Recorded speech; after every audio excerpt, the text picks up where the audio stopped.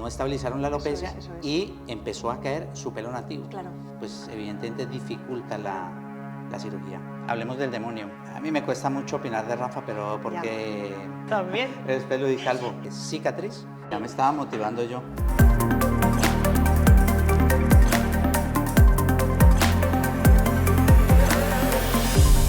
Una peluca, ponte la peluca. ¿se lo ya. mandaste? No sé si lo mandó Carmen. Hola, buenos días. Aquí estamos con parte del equipo de Catelo Hair Clinic, el doctor Alejandro Escamilla. Hola, Alejandro, muy buenos días. Hola Marina, muchas gracias por estar aquí, por compartir estos minutos Es un hablando de este tema de tricología y de trasplante capilar. Muy bien. Pues hay muchas cositas pendientes que en el aire que todos tenemos, toda la gente que nos pregunta por la calle, gente que viene a nuestras consultas, y era un poquito para esclarecer, arrojar luz en muchísimos temas, bueno, muchísimos, hemos hecho una pequeña selección de quizá los más interesantes. Entre ellos, por ejemplo, una cosa muy curiosa, que había leído el otro día un pequeño inciso en unas redes sociales, ¿por qué la calvicie influye tanto a la hora de tener un preconcepto de una persona? Que nos presentan, que vemos por la calle, ¿por qué? Marina, el pelo verdaderamente influye de forma psicológica para aquellos que no lo tienen negativamente. Fijémonos en Jesucristo, fue una persona muy con un pelo largo, lo hemos visto en todos los cuadros, en imágenes, el pelo largo, barba abundante, alto, velludo. ¿Eso qué nos irradia? Bondad, una persona buena, bueno, etcétera. Todo lo contrario, hablemos del demonio, calvo, feo. En las películas, por ejemplo, ¿no? En Harry Potter, por ejemplo, tenemos ese tipo, esa concepción de que la persona que tiene pelo largo, qué curioso, pues psicológicamente nos transmite o abundante pelo, cosas buenas. Todo lo contrario, pues evidentemente el calvo no nos expresa nada. Exacto. Únicamente el calvo, digamos, las chicas, ya me dirás tú, nos reflejará algo positivo, si es un calvo alto, fuerte, con barba, bueno, en fin. Mientras que flaco, delgado y sin pelo. Claro, un poco de desconfianza. Exactamente. ¿No? Eso básicamente, yo creo que esa influencia psicológica o esa percepción, evidentemente la tienen las personas. Muy curioso, sí, muy interesante. Tú, como mujer, ¿qué opinas de las personas, de los chicos que tengan pelo largo, pelo o los calvos? ¿Qué? Claro, sí que es verdad que, bueno, por ejemplo, yo de opinión, bueno, neutra, pero no sé si como mayoría o no de mujeres, claro, te vas a fijar en el atractivo un poquito, por supuesto siempre en el conjunto, pero el pelo, claro, es un puntazo, es un punto a favor. Hombre, sí que es verdad que lo que comentabas antes, ¿no? El típico chico, en caso de ser calvito, regordete, pero ya le ves eso desde un punto de vista achuchable, como ya tu mejor amigo, claro, como en plan persona que te inspira confianza, pero quizá más el atractivo nos fijamos más en un hombre con pelitos, sí. Y hay una cosa a destacar, estamos hablando solamente de hombres, pero el tema de mujeres también influye, bueno, es un punto a descartar, pues a tener en cuenta, dado que la mujer, evidentemente, con una alopecia, con una pérdida de pelo... Mucha inseguridad. Mucha inseguridad. Claro. Mucha inseguridad. De tal manera que a día de hoy en España representa el segundo país con mayor frecuencia de alopecia androgenética, que digamos es la causa más frecuente de alopecia de forma global. Claro. De todos modos, siempre, claro, nos fijamos en artistas, en gente conocida, que nos engañan malamente, porque las mujeres, ninguna, yo creo, sale al escenario sin toneladas y toneladas de mechas y de pelito postizo, que no sabemos, que pensamos ciegas. ¡Jo, qué melenaza tiene esta mujer! Beyoncé, no, todo mentira. Se quitan el pelucón y son gente normal y corriente. Y esto lleva a una consecuencia gravísima. La estética, digamos, de los diferentes peinados, tracciones o diferentes cosas que se aplican puede llegar a desencadenar una alopecia que casualmente es un tipo de alopecia que se llama una alopecia traumática, una alopecia por tracción, atrofiando el folículo y evidentemente no vuelve a salir. Bueno, a tener en cuenta, porque ahora llega la temporada de verano, por comodidad, ¿cuántas nos hacemos? Trencitas, o si vamos a algún destino vacacional, lo primero de lo que tiramos, y es verdad, y luego es tremendo la caída. Sí. Aún en principio no teniendo ningún problema grave de base, el cambio brusco por esa atracción que nos comentas. Correcto, claro. correcto, Madre ahora mía. viene eso. Alejandro, una pregunta importante. Ahora que comenzamos la temporada de verano, ¿qué recomendaciones nos darías para no forzar, para evitar caída, para potenciar incluso, contrarrestando lo que habitualmente hacemos, que no sabemos que lo hacemos mal? Correcto. Pues mira, Marina, el verano habitualmente viajamos a donde, a la playa, viajamos a países del Caribe, en donde es muy particular hacer un tipo de peinados muy especiales, trenzas muy tensantes, muy traumáticas, tracciones del pelo, estamos entre el cloro, el mar, la arena, el sol, y esto evidentemente va a maltratar tanto la fibra capilar como el cuero cabelludo. Entonces, en primer lugar, sí, los peinados son hermosos y las mujeres se ven, pues evidentemente bellísimas con este tipo de peinados. Sin embargo, evitar esos traumas que se dan al cuero cabelludo para evitar evidentemente la caída o la degeneración del folículo. ¿Y en cuanto a los lavados? Pues mira, con todos nuestros pacientes, incluso el volumen de mujeres que tenemos aquí en Catelo, una de las particularidades, una de las preguntas que les hacemos a las chicas es ¿cada cuánto se lavan el pelo? Es evidente que no somos como nosotros que nos lo podemos lavar tranquilamente todos los días. Las chicas tienen un proceso mucho más largo, más dispendioso, pelo largo, etcétera. Sin embargo, lo correcto sería lavar el pelo todos los días. Desafortunadamente se ha globalizado un consejo, no sé, desde el punto de vista cosmético, que lavar con mucha frecuencia el pelo denota una caída. Todo lo contrario, Marina. Si una persona tiene el pelo grasoso, descamativo, bueno, etcétera, si yo no lo lavo, si esa persona no lo lava todos los días, ¿qué va a pasar? Esa grasa, ese sebo, se localiza en el folículo y tapa el folículo y lo que hace es hacer una inflamación, una pequeña edematización perifolicular, impidiendo que la fibra capilar o que el folículo exprese mejor su densidad.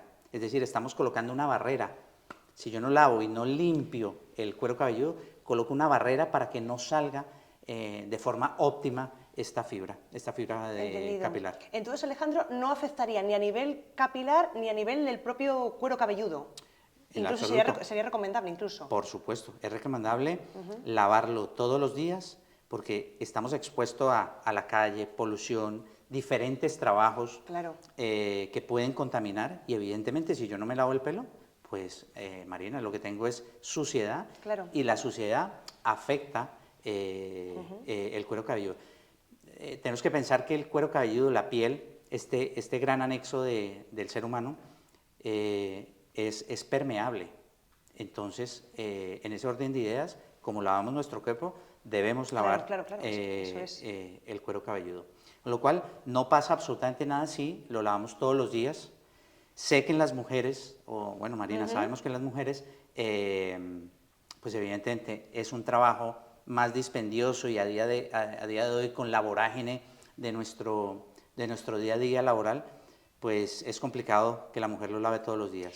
Y también en cuanto a ese tema, Alejandro, ya no en cuanto a la higiene, sino en cuanto a la humedad, ¿el hecho de dejar habitualmente el cuero cabelludo húmedo afecta a la caída? ¿Queda reblandecido? O... Pues no lo sé. Te pillé. Perdona. No lo sé. Pues nada, es que me surgió esa, porque también a veces... Siguiendo aquellas recomendaciones de cara al verano, Marina, sí.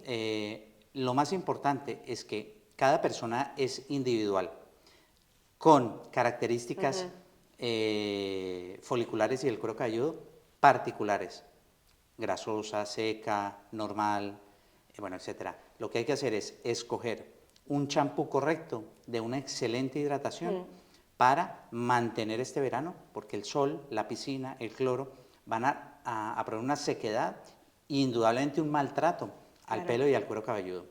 Pero si lo hidratamos bien con el champú correspondiente, pues indudablemente, Marina, que vamos no va a empeorar el pelo. Una consulta, Alejandro. ¿Puede ser perjudicial el utilizar un champú para un problema que no tenemos? Por ejemplo, si yo uso anticaspa si no tengo caspa, o para un exceso de de grasa cuando tengo un cabello seco? Por supuesto que sí. Y te voy a poner un ejemplo muy sencillo, farmacológicamente hablando. Si no necesito un ibuprofeno, pero me tomo un paracetamol, pues evidentemente, o no necesito un antibiótico y me lo tomo, pues evidentemente no corresponde la situación. Recordemos que los champús antigrasa, antidescamación, para pelo seco, hidratación, tienen compuestos testados con estudios farmacológicos o estudios científicos correspondientes para determinar que los compuestos de ese champú son beneficiosos para... Si yo tengo un pelo grasoso y aplico el champú que no corresponde con mi problema, pues evidentemente vamos a desencadenar, a enmascarar, a emproblemar la caída o se puede llegar a desencadenar una patología. Bien. Bueno, un tema que ya está más que visto en la calle, es el tema de conversación en círculos muy habituales. Tema Turquía. Alejandro, ¿por qué empezó ahí el tema? ¿Por qué ha bajado? ¿Merece la pena? ¿No merece la pena? ¿Qué diferencias hay con respecto a lo que se ofrece aquí en España? Mira, Turquía tiene indudablemente clínicas muy reconocidas y yo pienso que hay doctores que realizan un buen trasplante capilar. Hace unos años surgió el boom de la gente de España y otros lugares del mundo desplazarse a Turquía. Básicamente, ¿por qué? Por un tema económico. Yo creo que los dos países tienen una diferencia económica importante, de tal manera que pues allí sale mucho más barato. ¿Qué es lo que pasa? A día de hoy se está generando un intrusismo importante y bueno, tú lo ves claramente en nuestro campo. Entonces, como todo, y ahora a día de hoy también en España, pero en Turquía, lo que te digo, hay doctores muy bien capacitados que realizan unos trasplantes extraordinarios. Pero hay otros lugares más baratos que no lo realiza el médico, lo realiza otra persona que no es competente en el área.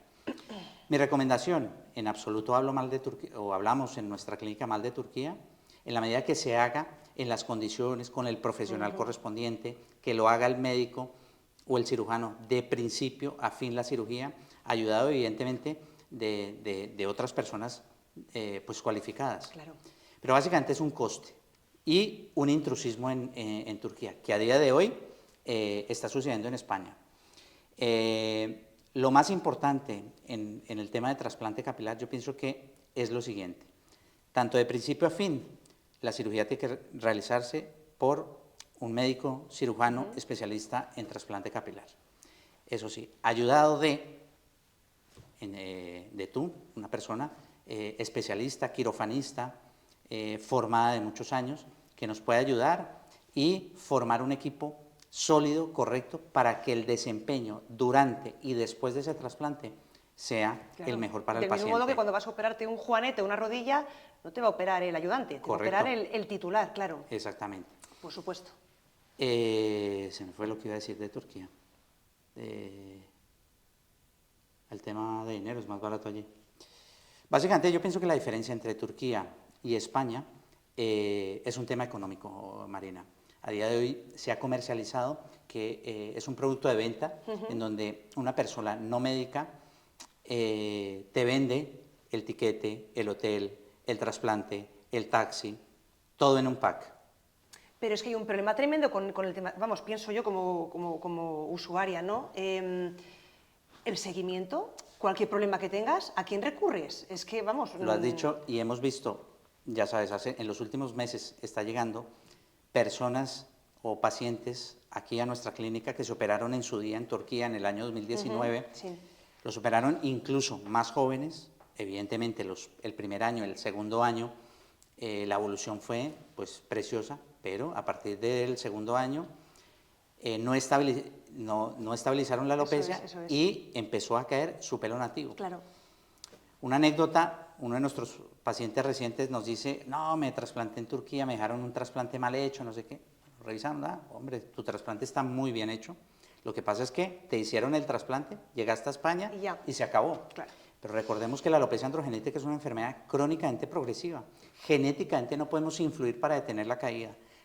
Tenemos que el paciente con una alopecia androgenética está destinado a tomar una medicación en donde inhiba la DHT, o la dihidrotestosterona, que es la gran protagonista de la alopecia androgenética, o si no, evidentemente, su pelo nativo va a caer. Claro, claro, al igual que hay gente hipertensa, con diabetes, Correcto. es una enfermedad crónica, claro, del mismo modo. Crónica. Si un diabético no se toma la medicación, no se aplica insulina, ¿qué va a pasar?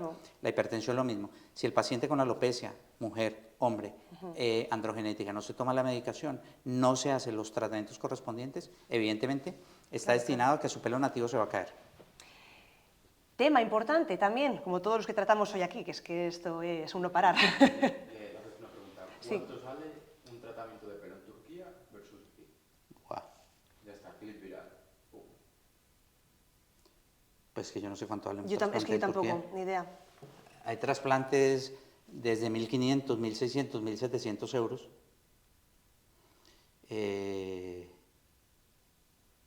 Y nosotros decimos nuestro precio.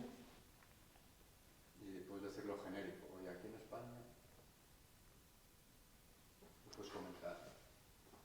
Vale. Le preguntas tú. Vale. Pero vámonos a números, para que la gente se entienda. Vale. ¿Cuánto es un trasplante en Turquía? Vale. Con todo esto que nos has contado. ¿Y cuánto es uno de España con todas las garantías? Mira, ya sé más o menos qué decir. Dale. Sí, venga. Bueno, Alejandro, tema numérico, para que la gente se entere que al fin y al cabo es lo que nos interesa a todos. ¿Qué diferencia de precio hay entre Turquía y España? ¿Qué números manejamos? Mira, te decía anteriormente que Turquía, de forma comercial, lo vende un vendedor. Entonces está incluido el hotel, los transportes, el avión, la misma cirugía. Todo comerciales, al final. Todo comercial. Tenemos cirugías, Marina, desde 1.500, 1.200, 1.250 euros, 2.000, 2.100. Eso, evidentemente, en España, Marina, es completamente inviable. Claro. Esos valores de Turquía tan bajos, porque, hombre, si 5.000 unidades foliculares por 2.000 euros, pues evidentemente Claro. todos iríamos allí. Claro. Están dados, esos precios están dados porque es completamente seguro de que el paciente tiene un primer contacto con el cirujano, unos pocos 20 minutos, luego entran, me imagino que personas cualificadas o no cualificadas, o auxiliar, bueno, otro tipo de personas Sí. no médicas, incluso ni siquiera enfermeras, especialistas en este tema, y básicamente el trasplante lo hace otra persona. El médico va... Solo pone la cara. Exacto, va a anestesia, Sí. o hará una pequeña introducción.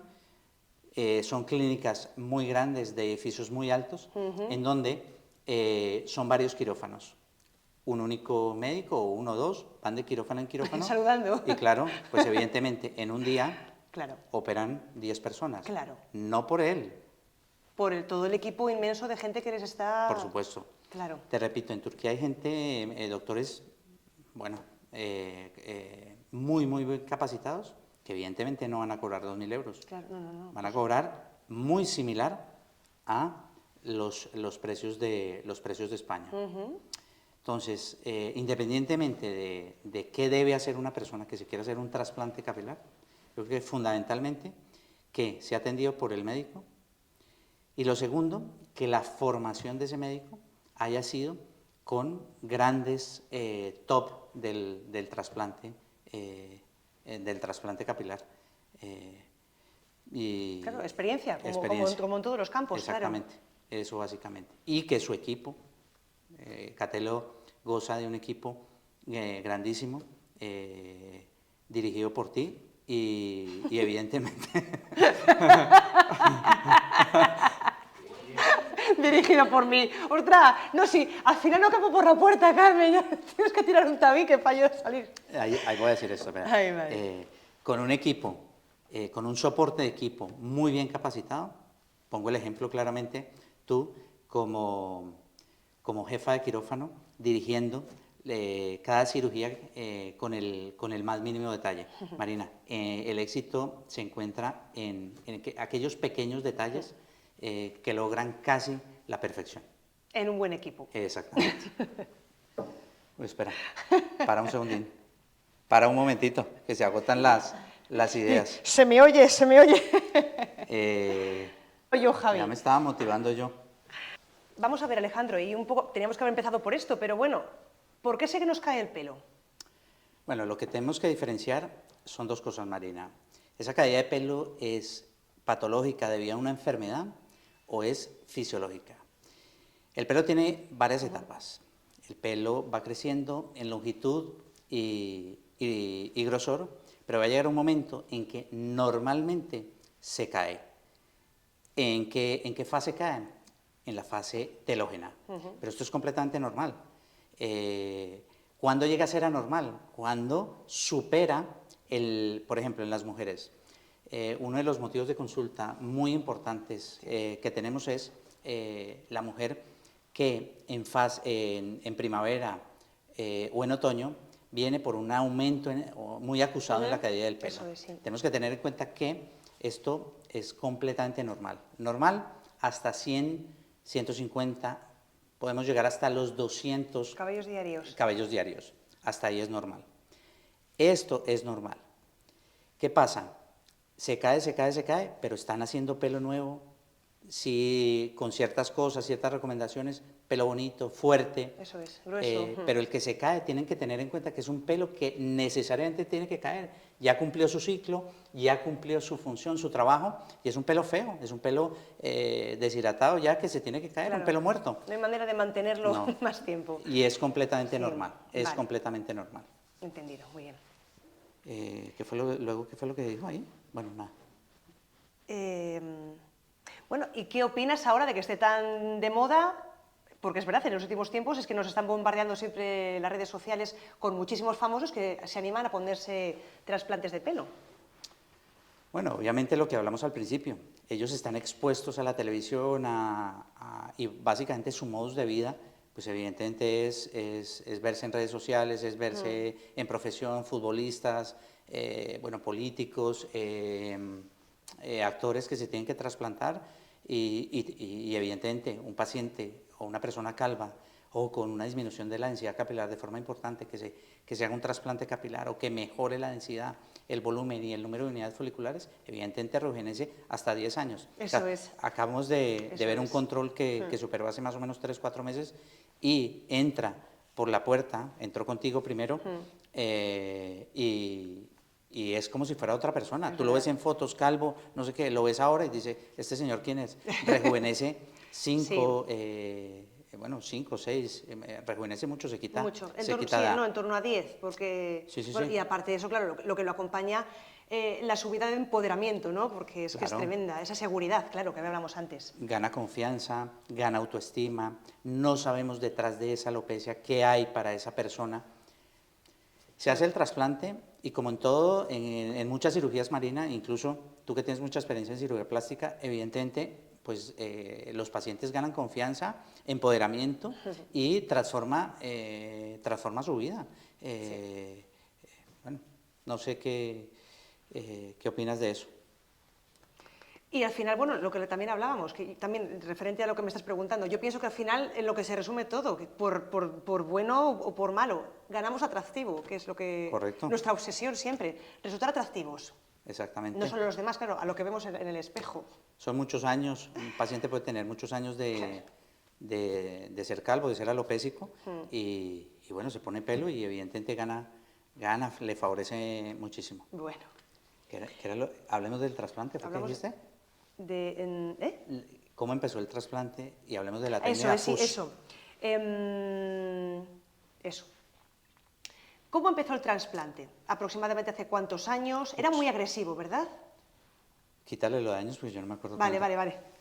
¿Cómo comenzó el trasplante? Era muy agresivo en sus inicios, bueno, y todavía, ¿verdad?, en la actualidad, en algunos centros, Sí, en mira, muchos centros. El trasplante, bueno, el que empezó a desarrollar el trasplante capilar fue un médico muy, como todo básicamente en medicina, que es a través de la observación. Se dio cuenta que los calvos, particularmente los hombres que no tenían pelo, se quedaban calvos de la zona frontal, parietal y de la coronilla o vértex. Eso es. pero en la zona temporal y occipital Lo mantenían. Y el hombre se preguntó por qué. Y básicamente porque hay una influencia, estas zonas, la zona frontal, biparietal y el vértex, tienen una influencia androgénica. Es decir, la DHT influye sobre el folículo, deteriorándolo, causando debilitamiento, miniaturización, adelgazamiento, hasta que por fin llega una atrofia folicular y no vuelven a nacer. Pero ¿qué pasa en la zona occipital y de los dos temporales? Esa DHT no tiene ese receptor, no tiene esa gran afinidad, no tiene esa, digamos, si la DHT es una llave común y corriente, no existe esa cerradura para abrir tranquilamente. Esos folículos no tienen esa afinidad, no existe ese receptor, de tal manera que el pelo o la unidad folicular que se trasplanta de la zona occipital o temporal a la zona nunca se va a caer, nunca se va a caer y va a permanecer a lo largo del tiempo, porque llega la DHT y no encuentra esa afinidad, no encuentra ese receptor. Con respecto a la pregunta que hiciste, ¿cómo empezó esto? Mira, inicialmente lo que se hacía era sacar una tira, era trasplante capilar con la técnica FUS o la técnica tira, F-U-S-S.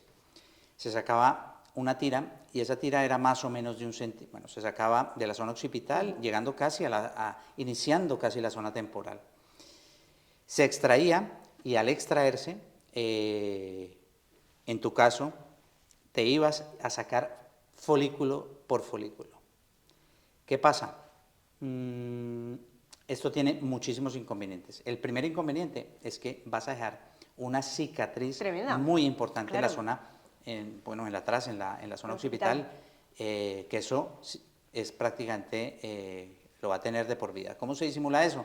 A través de dejándose el pelo largo y eso, pero jamás ese paciente se va a poder rapar o cortar el pelo a una longitud pequeña, porque siempre va a tener evidencia de eso. Ese es el primer inconveniente de esta técnica.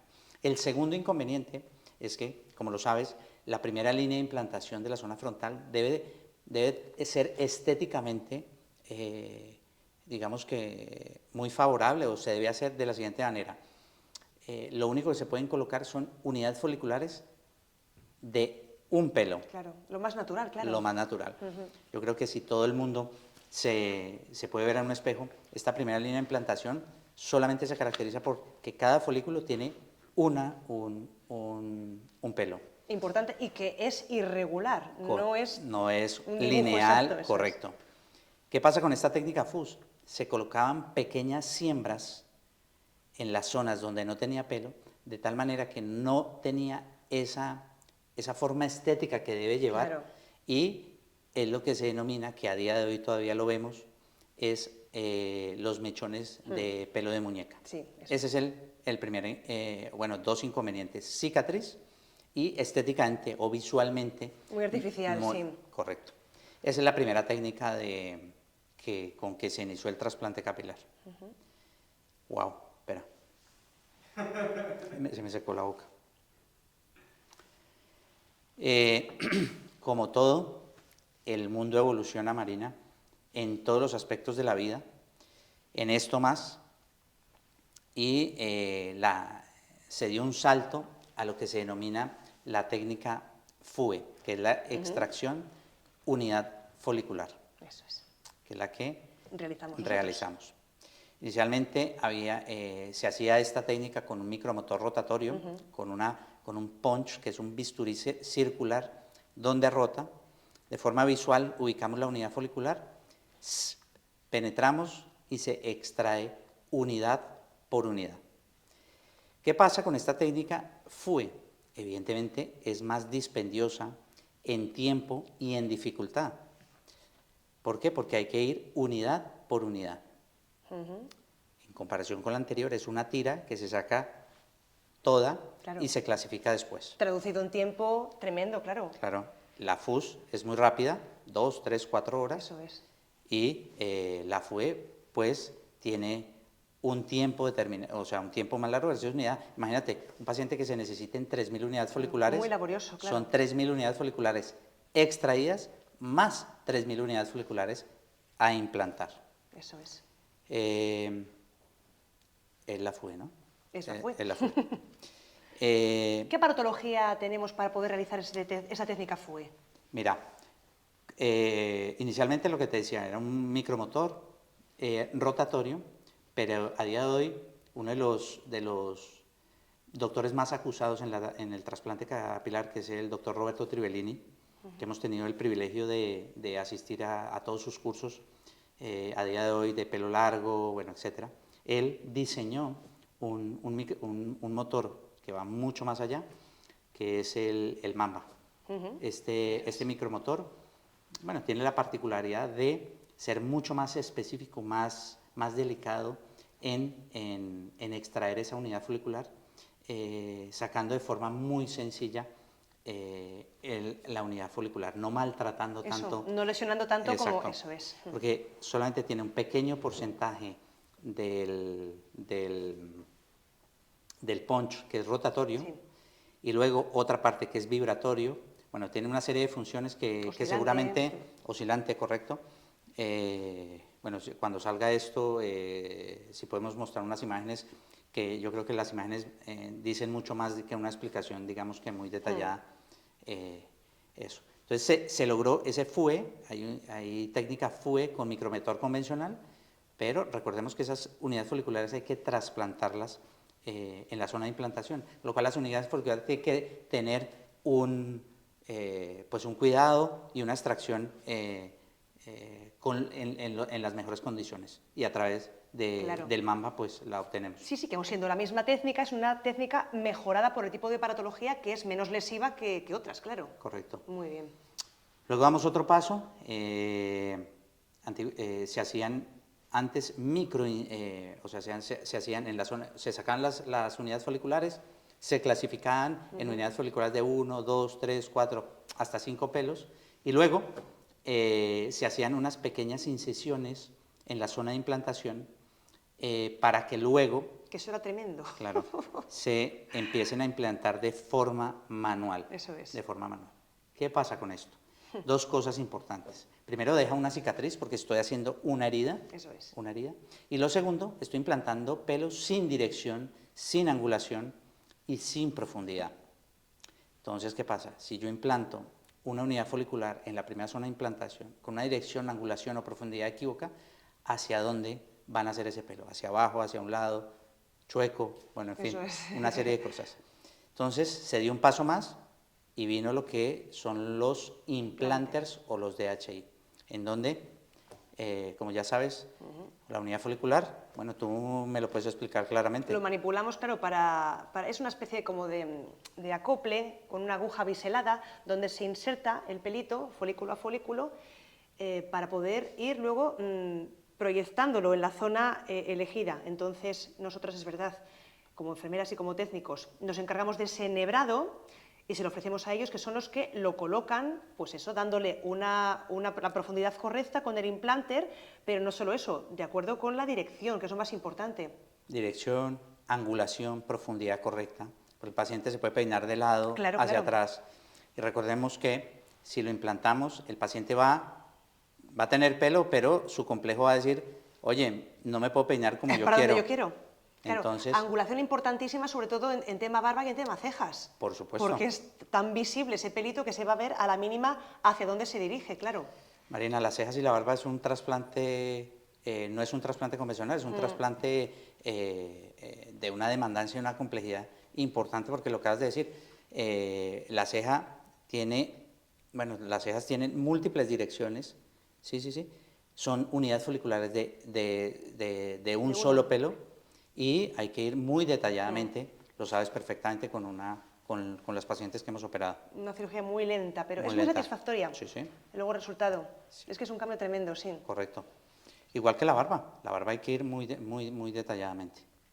Son cirugías más complejas en donde necesariamente, Marina, es indispensable el Mamba, el Trivellini. Sí, correcto, porque estamos, muchas veces en la barba se extrae de la parte inferior de ella y no podemos dejar pues evidentemente cicatriz. Esta particularidad del mama también es que cuando extraemos de la zona donante para un trasplante normal, un convencional, pues evidentemente no va a ser percibido que se ha extraído las unidades foliculares. Eso. Bueno, Marina, he hablado mucho. Ahora te toca. Nos encanta escucharte, Alejandro. Me encantaría escucharte. Con esa sonrisa, Marina. Mira. Gracias. ¿Por qué no me hablas de aquellos famosos que se han hecho trasplante capilar? No, hablar lo que todos un poquito vemos que nos salta al teléfono, ¿no? Y a las redes sociales. Porque es que están impresionantes, es que ya eran de por sí muy atractivos, que era el tema que al final siempre recurrimos a él, el del atractivo, pero por ejemplo, Beckham está maravilloso. Beckham le quiero calvo, le quiero con pelo, le quiero de todas las formas, pero es que ahora está joven, está espectacular, está... Muy bien hecho ese trasplante. Así haya quedado mal ese trasplante, a Beckham le queda bien todo. Todo. Qué maravilla. Le compro. Exacto. Por ejemplo, más ejemplos. A ver, Simeone. Bueno, Simeone... Ha mejorado muchísimo. Muchísimo. Está Y yo pienso que ese trasplante fue complejo, porque no podemos... Tiene el pelo rizadito, ¿no, Simeone? Correcto. ¿Eso qué quiere decir?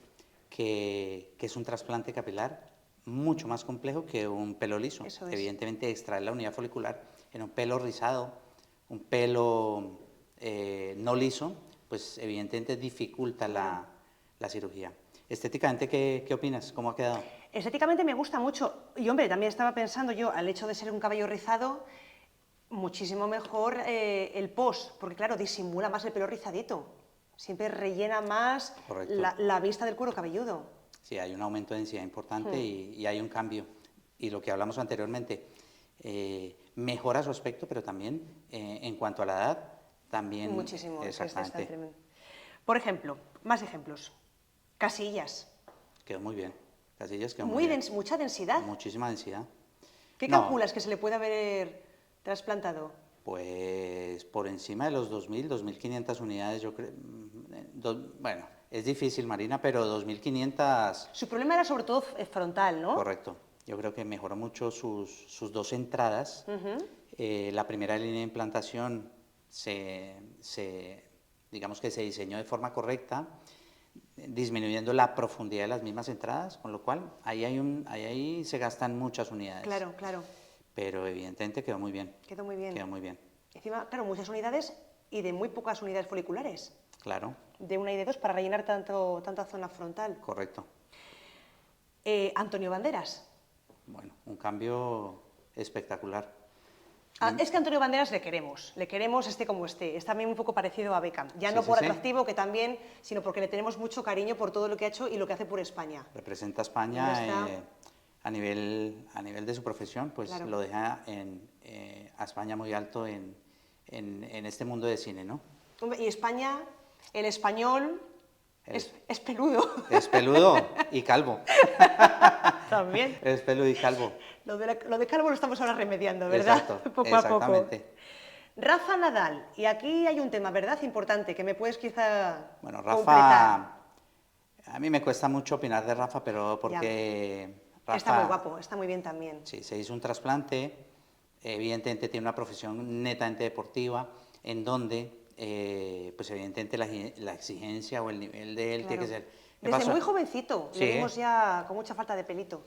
Yo creo que él se hizo un trasplante muy, muy bueno, pero a día de hoy en los últimos torneos vemos que hay una disminución de la densidad, seguramente no por el trasplante, evidentemente no por el trasplante, sino por el que el pelo nativo, evidentemente él no puede continuar, no puede, bueno, no lo sé exactamente, por su profesión, tratarse ese pelo nativo que empieza a caerse, que es evidente en los últimos torneos. Claro. Eso no quiere decir que el trasplante haya sido con una evolución desfavorable, no, todo lo contrario, fue un trasplante extraordinario, pero su pelo nativo, lo que hablamos anteriormente, empieza a caer por falta de tratamiento, me imagino. Obviamente es una no estoy diciéndolo con certeza. De ello la que tiene que opinar es su mujer, más que nada, no tanto nosotros. Exactamente, pero bueno. Una pregunta importante, Alejandro. ¿Es frecuente la gente que viene... No, rectifico. Una pregunta, Alejandro. La gente que viene a consulta, una primera consulta, con las ideas ya muy claras de que quiere ya directamente hacer un trasplante capilar, ¿qué les aconsejas? ¿Cómo Mira, planteas el caso? quirúrgicamente, de entrada, es muy difícil plantear directamente un trasplante, por una sencilla razón. Lo primero que hay que hacer es, primero, saber la causalidad, es decir, establecer un diagnóstico. Por eso, la primera consulta es indiscutible que la tiene que realizar un médico especialista en el tema para enfocar un diagnóstico y a partir de ese diagnóstico, Marina, pues evidentemente plantear un caso. En el caso, vámonos a aquellas alopecias que son trasplantables, aquellas no cicatriciales, entre ellas la androgenética. Lo más importante en este caso es estabilizar la alopecia. ¿Qué quiere decir? Evidentemente, parar la caída del pelo, porque si se trasplanta y no se estabiliza la caída, de nada vale el trasplante porque su pelo nativo se sigue cayendo, y la densidad capilar siempre va a ser un factor, una densidad capilar menor. Entonces, el primer paso siempre se debe hacer una estabilización.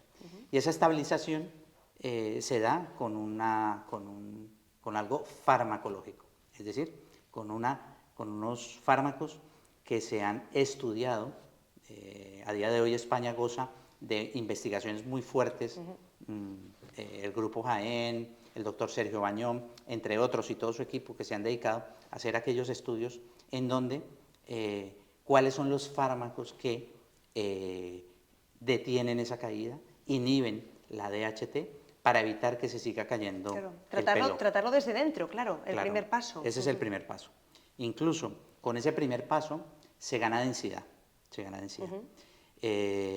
Muchos de nuestros pacientes inician un proceso de tratamiento médico, que puede ser un tratamiento oral farmacológico, y un segundo escalón, que son aquellas infiltraciones con mesoterapia o con PRP. Y entrando en este tema, Marina, cuéntanos, ¿por qué no nos hablas un poquito, que básicamente es lo que tú todos los días haces aquí de tratamiento de mesoterapia, PRP? ¿Es doloroso, no es doloroso? ¿Cómo es este proceso? ¿Cómo es la PRP? Bueno, este tipo de cosas que me gustaría que tocaras ese tema. Es una cosa muy sencilla de explicar. Desde luego, siempre, y pongo un porcentaje elevadísimo, salen de su tratamiento conmigo bastante aliviados, claro, ante el miedo inicial que dice, ostras, la que me espera hoy. Claro. Todos. Entonces, claro, como el nivel esperado es muy doloroso, y bueno, independientemente de cómo lo haga yo, luego cuando lo reciben, dice, bueno, nada que ver con cómo me esperaba. ¿Qué tipo de tratamientos les realizo? Pues hay pacientes que vienen a por una aplicación de PRP. ¿En qué consiste? En una extracción previa de sangre, lógicamente. Esa sangre se centrifuga para separar el plasma de las células sanguíneas, y ese plasma es en ningún caso. ¿Hace falta que venga en ayunas? No, porque vamos a utilizar la propia sangre, no vamos a analizarla. Correcto. Una vez obtenido mediante centrifugado, ese plasma es el que luego colocamos en jeringas y en este caso infiltro. Esa infiltración no es dolorosa, vamos a ver, no hay ningún problema siempre y cuando no haya nada que entorpezca con algún tipo de alergias. Lo acompaño de una pequeña anestesia, una pequeña también vibración con un vibrador, un aparatito, acompaño cada pinchacito. Entonces, muy despacio, muy repartido, les tomo con ellos el tiempo necesario. La verdad es que no me gusta hacerlo acelerados porque les meto más presión, que eso también lo traducen ellos como forma dolorosa. No, música de fondo, tranquilidad. Hay gente que prefiere hablar, gente que yo voy observando que prefiere hacer sus respiraciones, tranquilidad. Sí.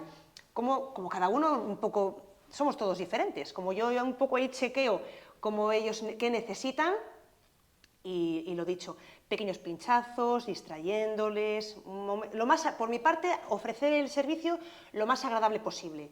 Y de verdad, que es que, bueno, en casos muy concretos que lo sienten como muy doloroso, pero aún así, bueno, me agradecen al hacerlo tan llevadero.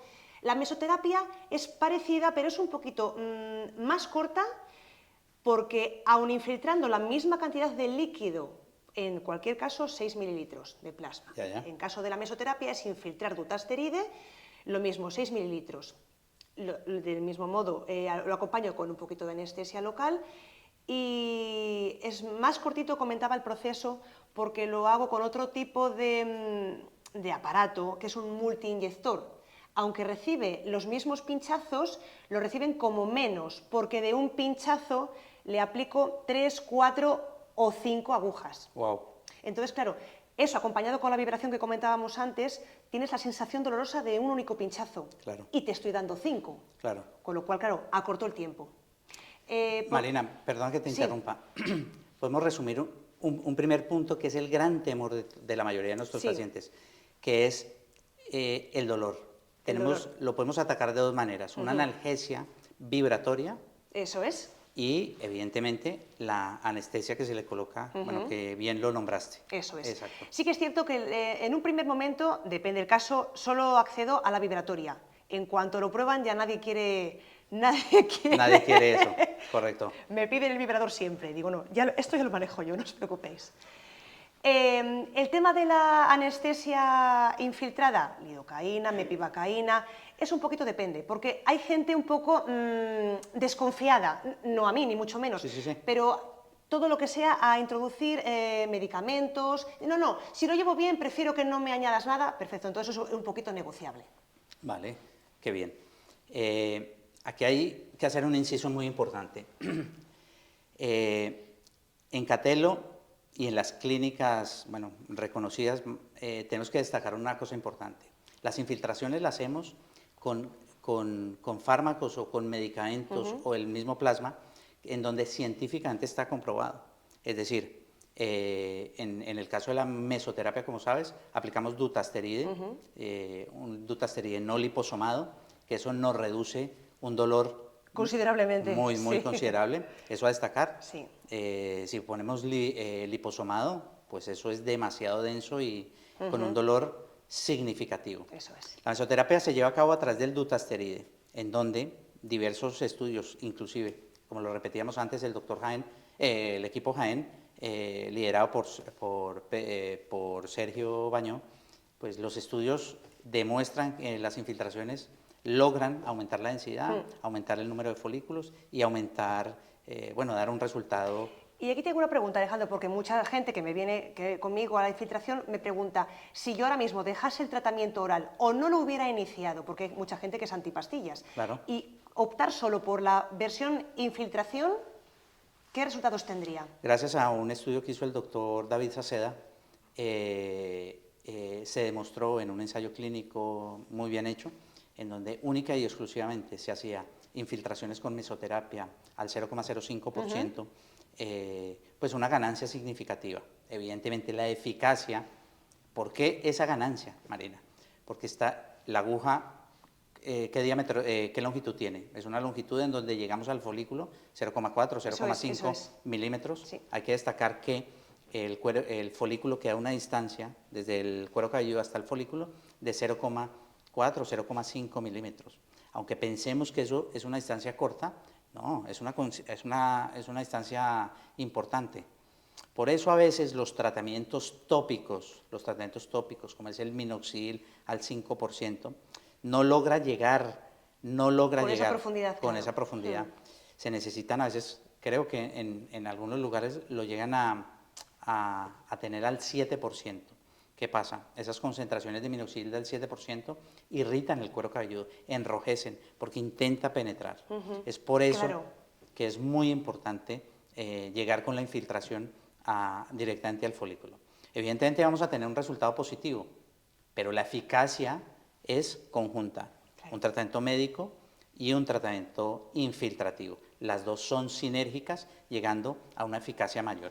¿Qué pasa? Cuando nos vamos a solamente infiltrar. Uno, cuando el paciente tenga una contraindicación al tratamiento médico oral. Dos, que el paciente se abstenga, no quiera tomar ningún tipo de medicación por temor, efectos secundarios, etcétera, que eso yo creo que nos daría para otra charla, y otras circunstancias. Pero evidentemente las dos tienen que ir unidas. Asimismo, en muchos lugares no enfocan también como parte de ese tratamiento, el plasma rico, pero evidentemente el plasma rico en plaquetas, donde se empezó a usar fue en la cirugía maxilofacial, donde había aquellos implantes, estos cirujanos maxilofaciales que tenían que colocar estas piezas dentales donde no había material óseo. Evidentemente ahí empezó y se empezó a evidenciar en donde el plasma funcionaba. El plasma a día de hoy es un pilar importante en la traumatología, en neurocirugía, oftalmología, dermatología, en la misma piel. Estamos inyectando plasma, factores de crecimiento, que evidentemente son muy positivos. Para el tema belleza está ahora también muy Marina, en boca de todos. tú que tienes ese contacto post-trasplante con los pacientes, aquellos pacientes que bueno, mismamente hoy, que vimos una revisión, se hizo su plasma post-trasplante, ¿ves alguna diferencia importante en realizar sí o no el plasma después de un trasplante capilar? Importantísimo. Sobre todo porque a nivel de pelo, sí, claro, lo que pasa es que eso claro, lo vemos un poquito más avanzado en el tiempo. Tremenda la diferencia a nivel cuero cabelludo, porque claro, algunos pacientes, por miedo, no tienen una higiene correcta, queda un cuero cabelludo muy irritado, muy descamado, porque por miedo a que por frotar en exceso se vaya a caer en exceso, a pesar de que les explicamos que solo se va a caer el tallito del pelo implantado. Correcto. Como te decía, ese miedo les hace que tengan una higiene un poquito más decadente y depende en casos, bueno, también depende del tipo de piel de cada uno, muy irritable, muy descamativa.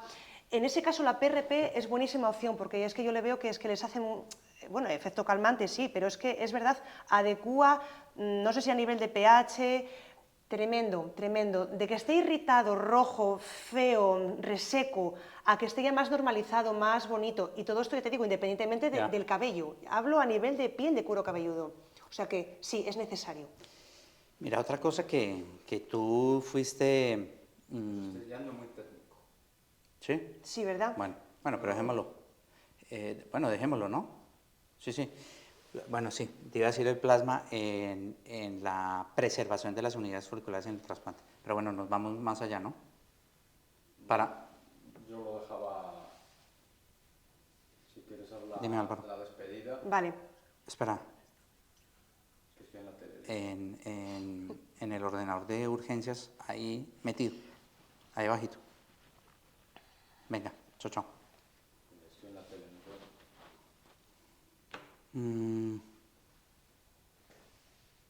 Lo cierras como... Dando las gracias. Como si hubiéramos unido con lo de Nadal. Vale. Y dale como la introducción para una segunda parte de ampliar esto, ¿no? Venga, de acuerdo. Bueno, Alejandro, ¿queremos estar bellos y famosos? Perdón. No hace falta que grites, ¿eh? Ya, es que yo soy muy gritona. Perdón. Usted, es que yo hablo así de Javi piensa pues que hacemos esto todos los días. Es que yo hablo así de normal, es verdad. Bueno, queremos estar bellos y juveniles como todos los famosos, Alejandro. Entonces, pues nada, cuidaremos nuestro cabello, en este caso con Catelo, nos vamos a dejar cuidar y mimar. Exacto. Ha sido un placer hablar contigo, profundizar un poquito más en algunos temas que nos interesaban a todos, que hablamos en los grupos de amigos y estamos hartos de ver en la prensa. Y un placer, como siempre, tenerte en el equipo. Marina, para mí es un placer. Primero, eres una grandísima persona, profesional, sin duda alguna. Es una fortuna que Catelo cuente contigo. Eres una gran quirofanista, atiendes a los pacientes de forma espectacular. De verdad que es gratificante trabajar contigo. Nada, una pequeña familia y que se haga cada vez más grande. Y sobre todo darles lo que nos piden, cariño y apoyo y educación y cuidados. Exactamente. Hasta otra, que seguiremos resolviendo más dudas. Y esto va, planteando los temas para largo. Que nos interesen, eso es. Eso es. Gracias, Alejandro. Gracias, Marina. Buenos días. Venga. ¿Sí?